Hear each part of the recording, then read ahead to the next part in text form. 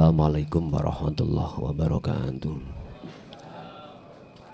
Ila hadratin Nabil Mustafa Rasulullah sallallahu alaihi wasallam wa ala alihi wa azwajihi wa dzurriyyatihi wa qurrabatihi wa ahli baitihi wa ashabil kiram. Wa ila jami'il anbiya wal mursalin wal awliya wasyuhada wassalihin wat tabi'in tabi'ina salihin ila yaumiddin.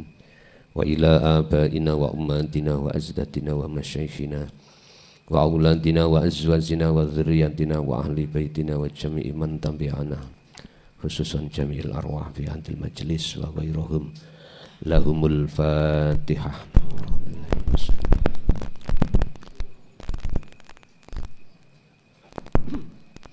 Bismillah, alhamdulillah, la khawla wa la quwwata illa billah. Asyhadu an la ilaha illallah wa asyhadu anna muhammadan abduhu wa rasuluh. Allahumma salli wa sallim wa barik alaihi wa ala alihi wa ashabihi ajma'in, amma ba'd. Hadratil muhtaramin dumateng para kiai, asatid wa asatidah, tokoh masyarakat, tokoh agama sewilayah Kabupaten Gresik, tepatnya di Kecamatan Menganti, Desa Beton. Wabil khusus sedaya pengurus jamaah Al-Fakir Billah dan jamaah yang hadir baik di majelis maupun di luar, kulluhum ajmain rahimakumullah.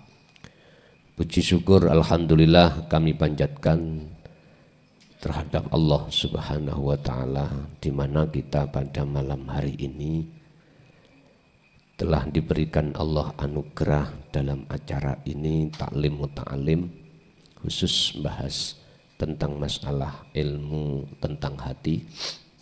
Alhamdulillah memberikan anugerah kita dikumpulkan di sini, dan juga sedikit anugerah Allah berikan terhadap kita waktu rendeng isih diwenehi mboten Jawa, sehingga jenengan mboten kupuh kudanan. Sekecil itukah Allah memperhatikan keadaan jenengan, walaupun dianggap kita besar dan dianggap Allah itu perkara salah satu di antara anugerah Allah yang kecil, tapi itu buat kita sangatlah besar. Bapak Ibu, untuk malam hari ini kita akan membahas masalah sembahlah Tuhanmu yang sebenarnya, janganlah kau menyembah Tuhan yang KW. Tahu KW nggih? Tuhan yang sebenarnya yang wajib disembah adalah ilahukum ilahu wahid.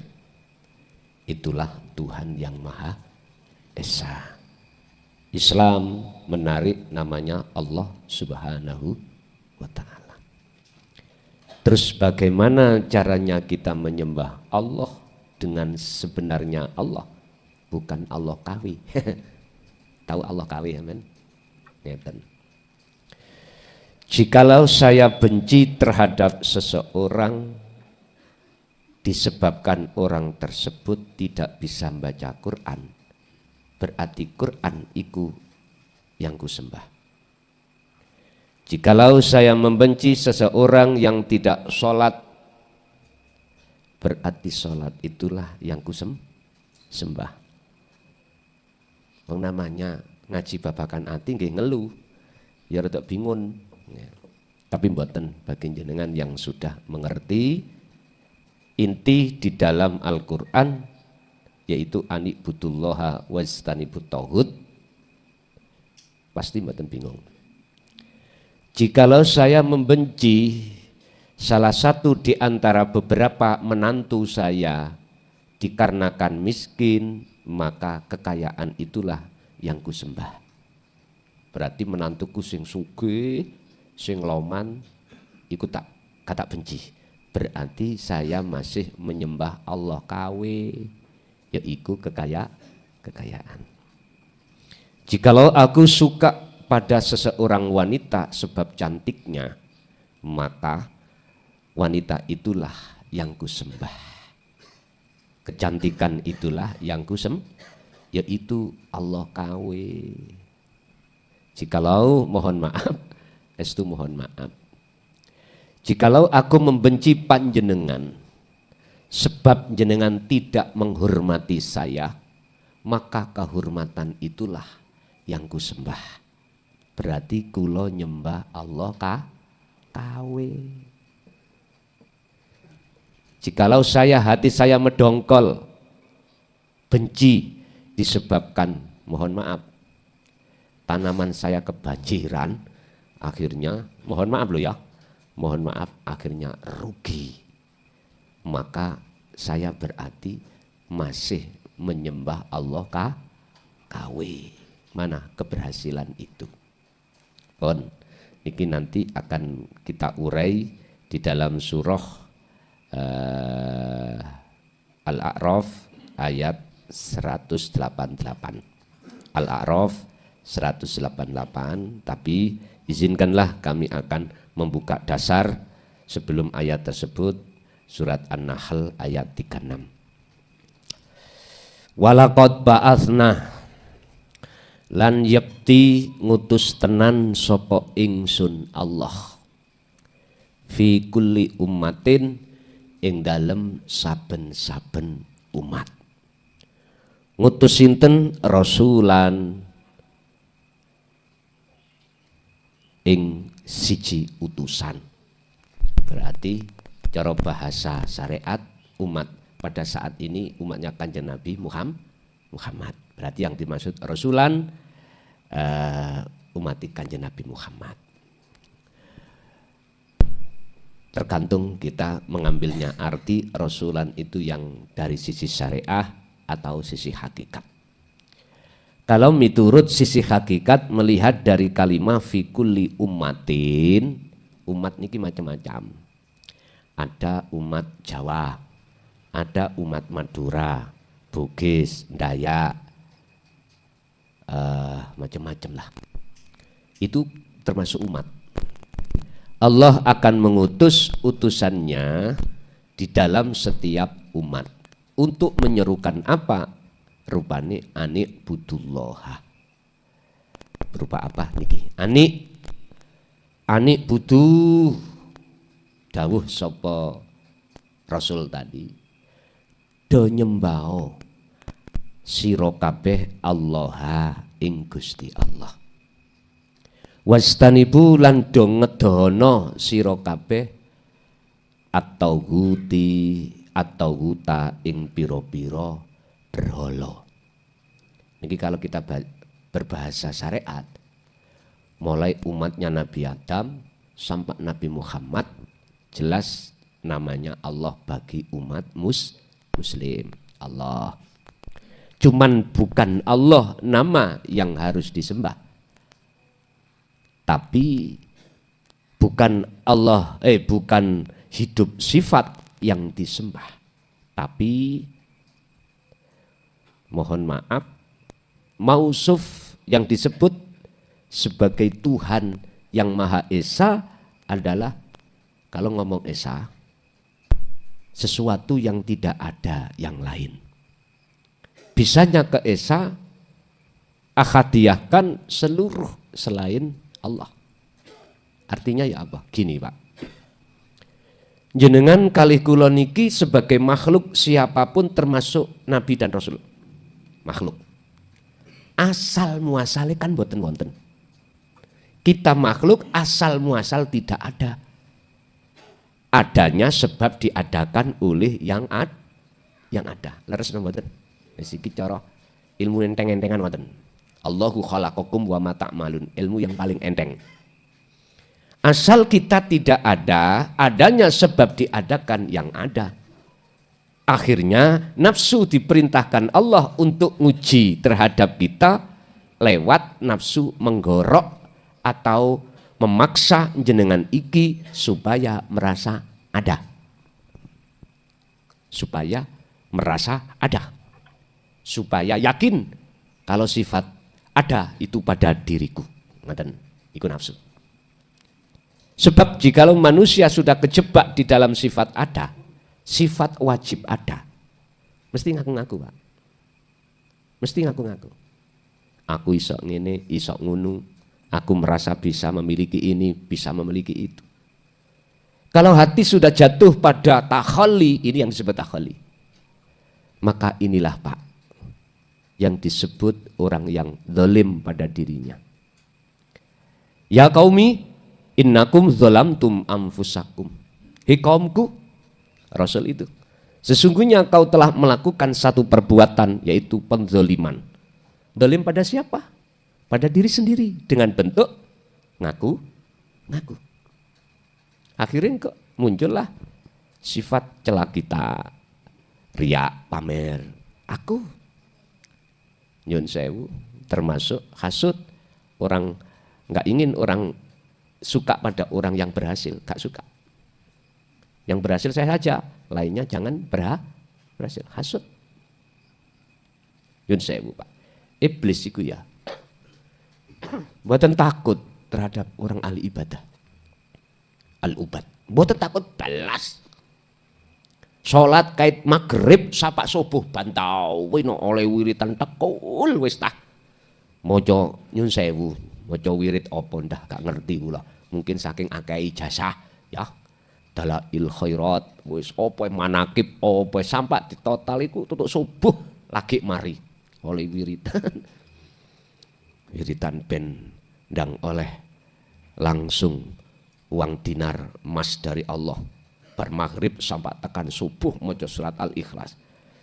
Masya Allah, 10.000 Pak. Bantau weno. Iblis juga wedi, blas gak takut orang yang seperti itu. Iblis juga gak takut orang yang ahli maca Quran, belas gak takut. Sampai nek ndelok film-film ana wong maca Quran, nek ana film iblis kepanasan ngene-ngene ya dibujuki kan. Nggih. Mboten wedi belas. Iblis pun tidak takut orang yang punya karomah yang bagaimanapun enggak takut. Sebab iblis wis tahu ngono kuwi. Sebelum Azazil yang nantinya disebut iblis dikeluarkan Allah dari surga sudah tahu, pernah ngalami seperti itu. Nggih kalah Pak ibadah sampean kali kula kali Azazil. Dia lo paling alim di antara malaikat, ahli ibadah. Wah, mboten nutut lah. Kiai sapa sing iso sedina sewengi iku sujud. Enggak tumun, ngaten nggih. Kaya apa alim sampean kali kula. Sik luwih alim yang namanya Azazil. Tapi hanya sebab satu, mereka itu dicampakkan Allah dari surga ke dunia karena sifat takabur. Sifat luwih apik katimbang wong liya. Iku jenenge sombong. Wa il qala lil malaikati isjudu li adam fasajadu illa iblis. Lo jelas. Tatkala Allah menyuruh terhadap seluruh malaikat fasajadu untuk sujud nang Adam, semua mak gretek sujud illa iblis. Ai Azazil, namanya Azazil. Ditanya oleh Allah, Azazil, apa yang menjadikan kau terhalang untuk tidak mau melaksanakan perintahku berupa sujud kepada Adam? Sederhana Pak, jawabnya logika. Nek cara sekarang itu gak salah iblis, logika. Ana khalaqtani min nar wa khalaqtahu min tin. Heta Gusti, apik pundi? Api dengan lemah tanah. Akal kan jawab Pak, mesti luwih bagus api. Sederhana. Artinya ayat itu karena si Azazil dalam hatinya merasa lebih apik katimbang Nabi Adam, itulah akhirnya iblis Azazil nggak mau sujud.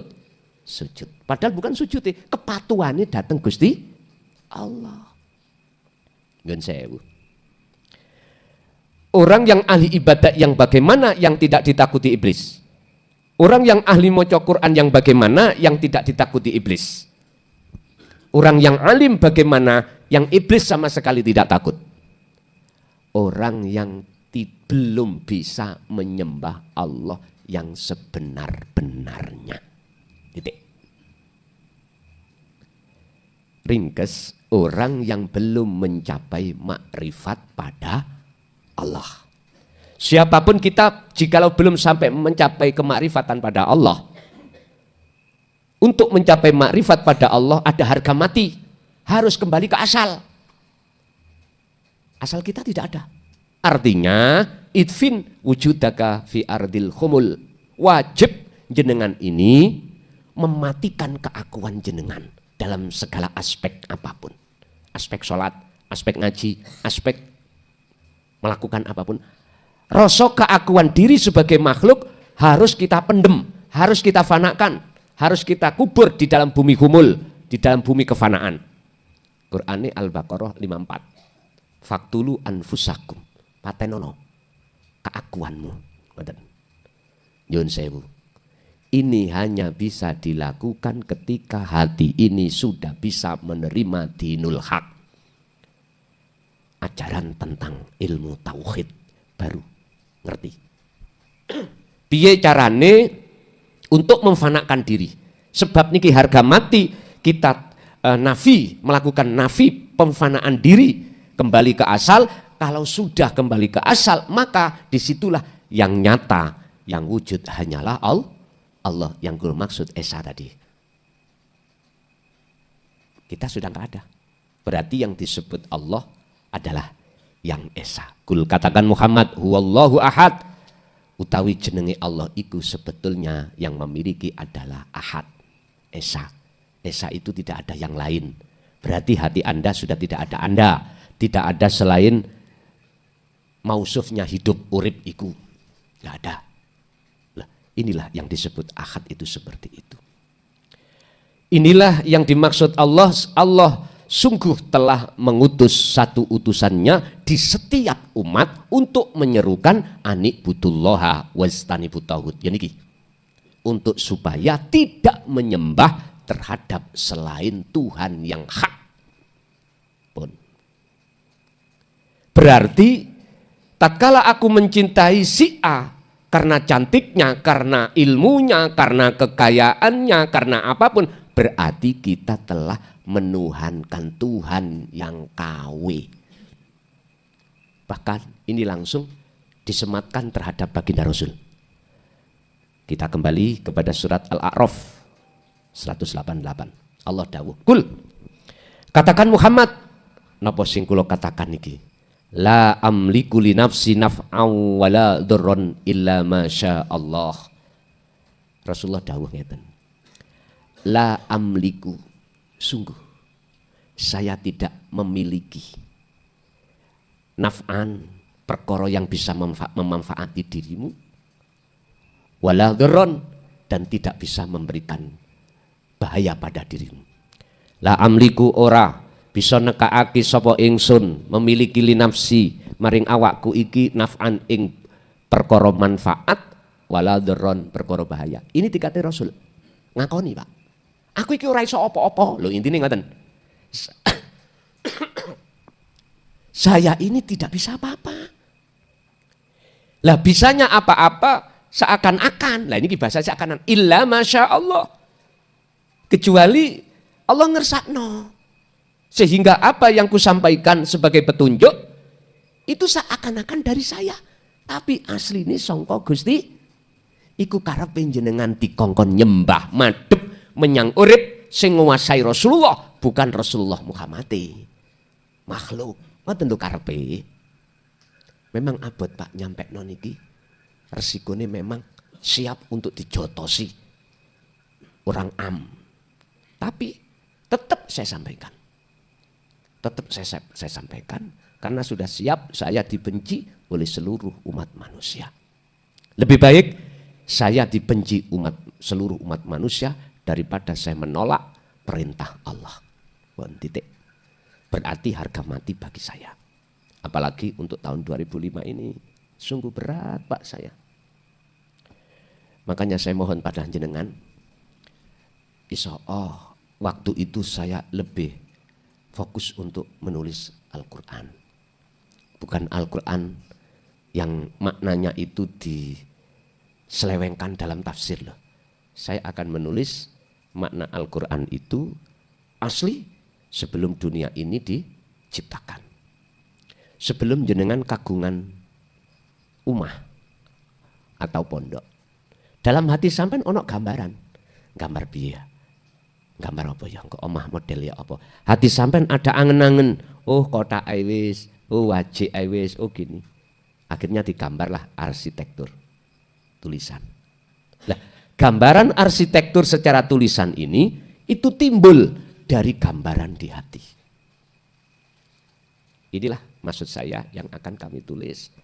Dan ini yang beliau katakan sebagai Al-Quranul Qadim. Memang nggak boleh ditulis menjeruh, tapi dikongkon nulis terus piye. Resiko ini mengkingkih luwih bahaya, tapi tetap akan saya lakukan. Daripada aku dilaknat Allah, lebih baik aku dilaknat seluruh umat manusia. Rasulullah ketika sudah menerima wahyu Al-Quran jebret, beliau sampaikan, terus parani teng pundi, Pak? Rasulullah. Seda dah. Gitu. Akhirnya diteruskan khalifah diteruskan tabi'in sholihin sampai detik ini. Mekaten. Artinya apapun yang Rasulullah hadapi di depannya, tetap resiko seberat apapun beliau hadapi. Resiko apapun beliau hadapi. Kalau saya Pak, alah kewecil, dibenci atau dihina, Rasulullah lebih besar tambahan. Iki maksudnya ayat ini, la amliku li nafsi naf'a wala dharran illa masya Allah. Apapun yang terjadi yang ada pada diri Rasulullah Muhammad itu aslinya dari Allah, bukan dari makhluk. Muhammad ibnu Abdillah bukan. Banyak yang menyelewengkan wahyu Allah, jenengan dipaksa untuk meyakini datangnya dari seorang makhluk, bukan dari Allah. Ada maksud apa itu kok seperti itu? Nafsu membikin seperti itu supaya hati sampai memujanya, memujinya, imannya ikut kepada Allah kawe. Bisa. Berarti siapapun kita tatkala memuji terhadap selain Allah dan atau kita menghadap memuji pada makhluk, berarti kita termasuk orang yang menyembah pada Allah kawe. Ya sudah. Wong Rasulullah sendiri kok mengarahkan supaya kita itu tidak menyembah pada makhluk. Ini Rasulullah sendiri. Lah kok ono yang mengatakan hormati anak cucunya. Termasuk aku cucunya. Kalau tidak kau tidak akan dapat syafaat. Lah wonten ta ngoten niku? Wonten Pak nang medsos, nek mbah-mbah iki mboten nyekel HP, nyekel ungkal ae. Ya, mboten sembarang. Niki zaman zaman arek muda-muda, nom-nom niki pun paham niku. Di medsos itu, Pak, ada seseorang yang ngaku-ngaku sebagai cucunya Kanjeng Nabi. Mbuh bener buka secara nasab, wallahu alam. Iku ngomong, nek jenengan boten ngurmati, boten muja, boten muji, sampeyan gak dapat sapangat. Gak disapangati. Nek jenengan menghormat, memuja, memuji, pada akhirnya endingnya dunia sampean kekayaan sampean dikuras, jenengan ikhlas, sapangat Pak Amen. Katanya mereka. Yun sewu. Jangankan yang Yun sewu ya, yang tidak benar sebagai cucu, yang benar aja nggak boleh mengatakan seperti itu. Lawang Rasulullah sendiri sudah katakan dalam Al-Quran, aku iki ora bisa nekakno manfaat dan mudarat kecuali illa masya Allah, kecuali Allah ngersakake. Walaupun Allah ngersakake bisa mendatangkan manfaat dan mudarat, itu artinya bukan asli dari Kanjeng Nabi, iku seolah-olah aslinya dari Gusti Allah. Nek atine menungso gak ono tauhide, gak percaya, Pak. Nek itu dari Allah. Kalau hatinya itu ada tauhidnya, keilmuan tauhidnya, keesaan pada Allah, dengan ayat ini pasti percaya. Oke, kita lanjut. Walau kuntu lamuno ana sapa ingsun Muhammad iku a'lamu duweni pengerten ngerti menyang apa al-ghaiba ing perkara gaib mongko lastakthartu mongko yepti bakal ngakehake sapa ingsun Muhammad minal khairi saking kebagusan. Rasulullah iku asline makhluk iku siapapun tidak punya pengetahuan tentang gaib, baik gaib makhluk ataupun lebih-lebih gaib Allah. Lah terus yang disebut orang makrifat iku lah ngeten nggih, iku kan kon memandang orangnya, kamu tanya pada beliaunya, dia nggak pernah ngaku kalau dia itu a'lamul ghaibah, tidak akan pernah. Asli wali iku gak pernah ngaku-ngaku wali, boten. Bagaimana mungkin kita seseorang disebut orang lain sebagai amal arif, wong kita itu fana? Bagaimana mungkin perkara yang tidak ada bisa melihat yang ada? Mungkinkah Pak? Boten mungkin. Justru yang bisa melihat yang ada adalah yang ada sendiri. Inilah pemahaman makrifat itu di situ. Bukan hamba iso ndelok wujude Gusti Allah kotak apa bunder. Boten. Wong ini ku kewedai. Lengene niku kaya adirai. Iku Gusti Allah fitness. Bukan iku.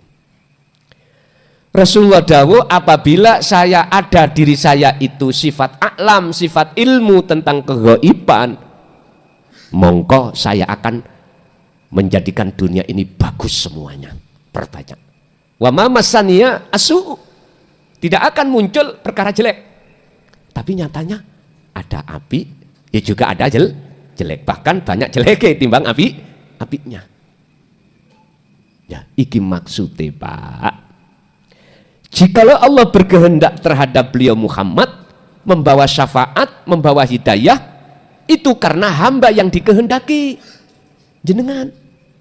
Tapi jenengan jangan pernah mempunyai anggapan datangnya hidayah itu dari seorang rasul sampai wajib hati beriman datangnya dari Allah. Sebab rasul itu ya makhluk, jenengan makhluk, nggak bisa berbuat apa-apa. Kata niki lho, bundi niki rokok ambek korean mboten saged. Korean iso nyumet rokok dhewe mboten saged. Harus ada pihak ketiga. Ketika dikorek nih, jenengan delok koreke, mesti ngomong, oh korean bisa memberikan manfaat, wujudnya bisa nyumet rok. Coba sama nek delok pihak ketiganya. Siapa Pak yang bisa aweh manfaat? Allah tak?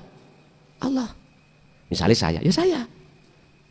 Coba lihatlah Allah di dalam segala aspek apapun. Itulah yang Allah asli. Empun ningali Allah kawi. Lah, takalan jenengan hati jenengan ada iman langsung ke ahad urip yang menggerakkan seluruh alam, berarti jenengan ini sudah ketemu Allah asli. Tapi tatkala hati jenengan masih ada iman, geraknya makhluk sebab makhluk itu sendiri, berarti kita masih menyembah Allah kawi. In ana saat temene aku, kata Rasul, iku illa nadhirun, kecuali hanyalah memberikan peringatan. Kepada siapa? Mereka yang tidak beriman. Wa basyirun, aku hanyalah sebagai alat Allah untuk memberikan kabar baik terhadap siapa? Liqaumi yu'minun, terhadap mereka yang beriman. Umpama Korean niku ngomong, endi sih Korean iki? Oh, ono kene. Ngomong ngeten Pak Korean, aku iki sebagai alat dari klason untuk nyumet rokok. Aku ya alat tok. Korean ngomong, aku iki cuman alat kanggo klason untuk nyumet rokok. Kok aku gak dikorek klason? Yo gak iso. Aku iki muncul api iso nyumet. Niki lho Pak. Setiap rasul itu pasti akan diperintah Allah untuk menyampaikan tentang tauhid. Ayo sing sepuh-sepuh, sampean rasakno zaman jenengan. Wedi para sepuh itu nyampe niki. Wedi.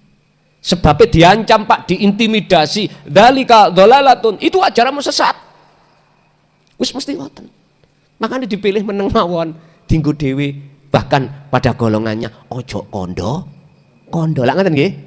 Estu sampai dia nek sampai awakmu wani kondo umurmu dikurangi. Lho kula ngalami dhewe iki kan. Tiba iku mung meden-medeni. Saking kondisine belum memungkinkan. Lah sak mangke sekarang blak-blakan wis. Blak-blakan, monggo.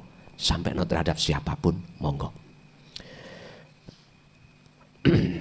Lanjut, kembali kita pada surat An-Nahl. Jikalau Rasulullah itu sudah menyampaikan kewajibannya, yaitu berupa anik butullaha wajtanibut tauhid, isi materi ilmu supaya tidak menyembah makhluk, biar menyembah Allah yang sebenarnya. Faminhum, setelah itu disampaikan, faminhum mongko iku setengah saking makhluk umat, man utawi ana wong hada kang aweh hidayah, hada kang gelem nrimo hidayah, hada kang aweh hidayah ing man mang sapa Allahu Allah, sebabe siman tadi purun nrimo.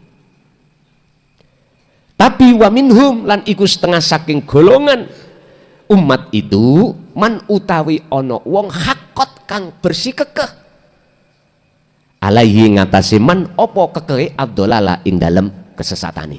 Artine Pak tetep gak gelem nrimo ayat ani'budullaha wajtanibut tauhid.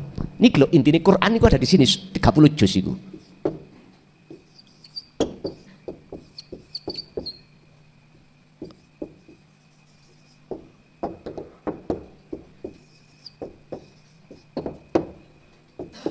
Anik budullaha wajtanibut tauhid.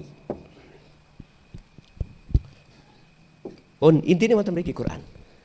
Setiap rasul itu intinya menyampaikan wahyu Allah itu di sini. Sembahlah Allah. Iki bahasa Islam Allah. Maksudnya Allah yaiku ilahukum ilahu wahid, Tuhan yang Maha Esa. Bukan Allah nama, bukan Allah sifat, bukan Allah dat, tapi Allah ana. Intinya wonten mriki. Ana iku ingsun. Nek sampeyan sudah fana keakuan makhluk dalam diri jenengan, muncul keakuan Allah. Innani anallah. Ini intinya wonten mriku. Bisanya muncul itu, jadilah petani yang benar. Tuh kok langsung dari petani yang benar ya apa sih? Ngeten. Di mana ada petani yang benar, berarti ada petani yang tidak benar. Petani yang benar ketika menanam jagung, dincupnya lemah Pak, cukup bakal baik. Berarti ada petani yang nggak benar, nandur jagung diuncal-uncal no, nang kedoan nih kalau belum cukul Pak, dintekno tikus, dintekno doro, dintekno apa? Mengapa harus dipendam? Itu maksudnya. Faktulu anfusakum, putuso atimu hubungan dengan makhluk. Pendemen yang namanya keakuan makhluk dalam dirimu itu dalam bumi kefanaan. Ini berarti jenengan harus wa inna ilaihi rajiun, kembali ke asal jenengan. Beliau sebab jagung iku nek sampai pendem menyang lemah, tukule mesti api sesuai dengan teorinya. Jikalau keakuan jenengan fana no, dengan sendirinya akan muncul aku nih Allah sing beraktivitas, sing berkuasa, sumber segala sumber itu datangnya akunya Allah. Makanya dalam Al-Quran kita diajarkan tauhid 4. La ilaha illallah, ilah huwa, ilah anta, ilah ana. Entah, habis sudah. Syariat, thariqat, hakikat, ma'rifat pun lengkap. Mutu qoblal maut. Laku matikanlah keakuanmu sebelum datangnya satu kematian. Sebab jikalau tidak lekas kau lakukan min qabli ayyatiyakumul adzab, maka summalatun sorun, tidak akan pernah mendapatkan cahaya ruhaniyah ini. Inilah Pak yang kusebut ruh ketika tinggalkan jasmani masuk ke alam barzah iku boten terang, gelap gulita. Jawabannya di mana? Dalam surah Al-Baqarah ayat 257. Walladzina kafaru awliya'uhumut taghut. Mereka yang ketika saat di dunia itu menyembah taghut, menyembah Allah KW, nyun sewu, yukhrijunahum minan nur ila dzulumat. Endingnya kita itu, hati itu, rohaniah itu masuk dalam kegelapan. Ya sudah, percaya gak percaya, dudu urusannya klason, beres. Tapi bagi mereka wa minhum man hadallah. Mengapa Allah memberikan petunjuk terhadap mereka? Karena mereka mau menerima.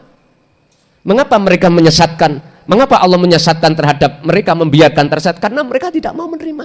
Sami'na wa asoina.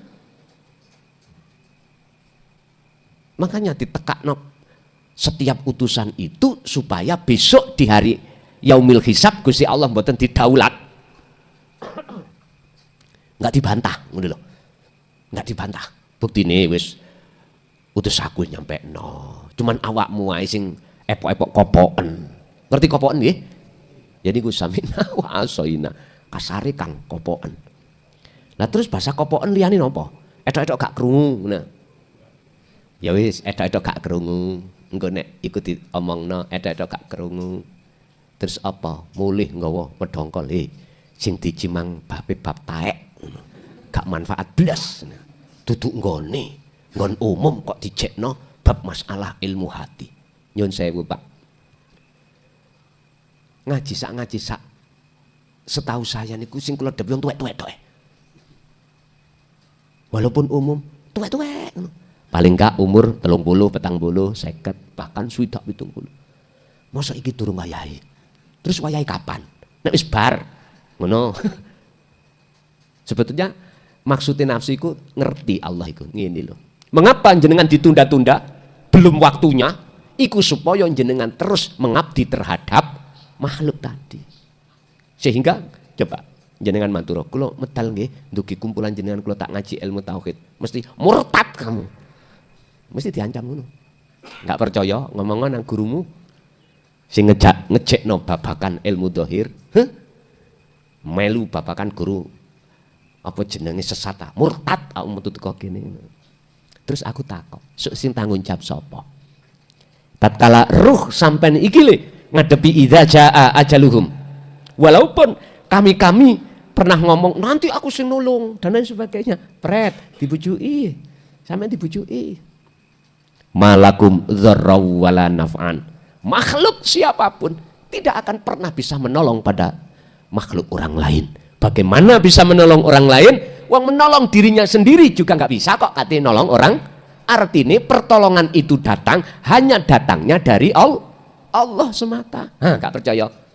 Iso korean nulungi nang ngene rokok. Wong dheweke ngorek dhewe gak nulungi gak iso kok. Mau nulungi nyumet rokok. Ngomong, "Rek, korean. Ayo, murup awakmu." Ya pancet deh. Inilah makhluk. Kurang kuat hujahnya dalil hadis sahih yang Rasulullah katakan la haula wala quwata illa billah. Kurang kuat Qur'ane. Allahu khalaqakum wa ma ta'malun. Masih kurang kuat. Walillahil masyriq wal maghrib. Jagat wetan sampai jagat kulon semuanya yang berkuasa yang memiliki cuman Allah. Dia coba. Sik kurang kuat. Ya tak turu ae wis. Nyun sewu. Mengapa di sini dalam surah An-Nahl ya ayat 36 Allah memunculkan wahyu menungso golongannya loro, siji nrimo hidayah, siji menolak. Inilah Pak, biar dunya sondok rame. Ya gak sepi. Coba nek kau wae kongen bertauhid, awapi kabeh nang Gusti Allah. Sepi. Gitu. Sepi. Ora ono wong nyambut gawe, ya ora ono wong apa. Sopo masjid tek kabeh. Yun sewu. Memang ini sunatullah. Dan semua itu akan dikembalikan kepada Allah. Pada asal kita. Cuman sebelumnya kan sudah dikasih tahu sama Allah. Gue nek milih golongan kanan jadinya begini besok. Kepingin kalau kamu milih golongan kiri jadinya besok seperti ini. Apakah sama golongan orang buta dan tidak buta? Jelas nggak sama Pak. Antara orang buta dan orang yang tidak buta pada Allah jelas tidak sama. Dalam ibadah apapun orang yang hatinya sudah tidak buta pasti dia akan menyembah dengan sebenar-benarnya pada Allah. Tapi bagi kita yang mata hati kita buta, nggak bisa sama dengan beliau-beliau yang sudah hatinya tidak buta pada Allah.